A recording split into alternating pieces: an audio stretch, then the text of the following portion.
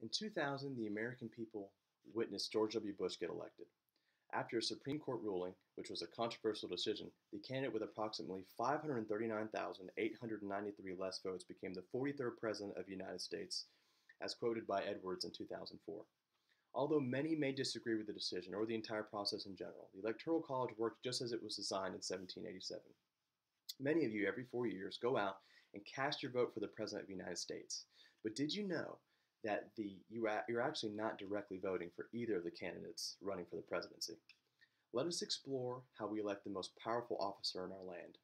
We will go back in time and look at how the Electoral College was enacted. We'll outline how the system works today, and we'll also take a look at the different models that are proposed as alternative methods for electing the president. First, let us explore its inception by peering into our country's past and taking a seat at the Constitutional Convention. During the Revolutionary War, the Union, which consisted of 13 states, appointed a committee of 13 individuals to prepare a draft of the Constitution.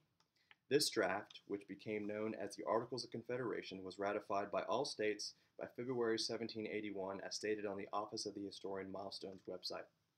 However, because it established a weak form of central government, the then Continental Congress decided that the Articles needed amending. The Constitutional Convention was held in May 1787, as quoted by the Office of the Historian website.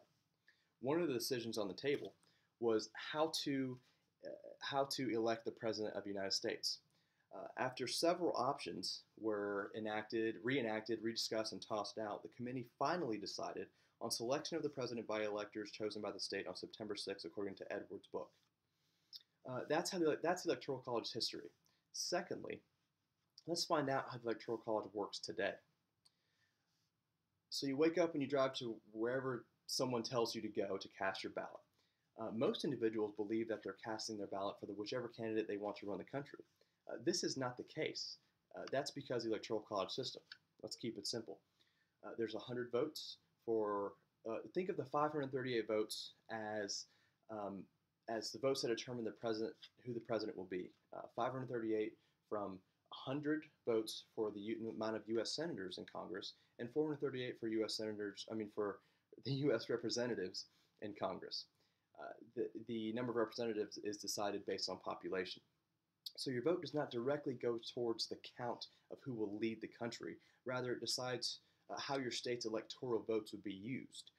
48 states use the winner-take-all system, which all of their votes go towards the winner of the majority in their state, and the candidate that wins over half of the 538 votes wins the election. What happens next is quite interesting. The electoral college electors then go vote on their citizens' behalf at a collegiate meeting. What's important to note is that this collegiate meeting takes place in December, not in November. So most people think they're voting for the president in November. The election actually takes place in December. That's one important note to take away. Another thing to note is that they don't have to cast their vote for whom they said they would. This has happened a couple times in the past, and it's important to note because proponents for abolishing the Electoral College use that as a way of saying this is the reason why we should enact a modern method, because they don't even have to vote for who we're telling them to. Lastly, not everyone in this country supports the Electoral College method for electing the president. So I'd like to introduce to you some of the main alternatives for the Electoral College system. One alternative for the Electoral College system is the most popular is the direct elect, which is the individual that wins the most votes in the country, the majority of the votes in the country, wins the election. This would require a constitutional amendment, however, which would mean securing 2/3 of the Congress and ratification by 3/4 of the states, according to an article posted by LA Times and the Constitution of the United States. And it's highly unlikely. The other method would be the winner of the national popular vote. However, the winner actually takes all of the electoral votes. So it's kind of bypassing the Electoral College, but they're still winning the electoral vote system. It would come into effect only when states with combined electoral votes of 270 or more sign onto the system. And as of today, 9 states, including California, with a combined 132 electoral votes, have approved the idea, according to LA Times website in 2012. In conclusion, the Electoral College was the method chosen by our founding fathers to elect the most popular leader on the planet. I've outlined how the system works today, how it was originally designed. I've also described the different alternatives that many opponents of the Electoral College system entertain. It has grown with the country as a population increases. The fundamentals are still exactly the same.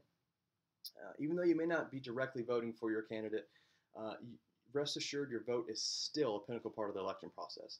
Your vote decides which block of electors is sent to cast their votes for the president. And although many disagree with the system or the entire process in general, Electoral College is working just as it was enacted in 1787. The Supreme Court decision in 2000 in favor of George Bush was highly controversial. However, I'd like to conclude by saying this. It is important to note that it does not diminish the legitimacy of the election. And it's just as important to remember that although our system is not accepted by all, it is these systems and laws that make our country the great entity that it is today.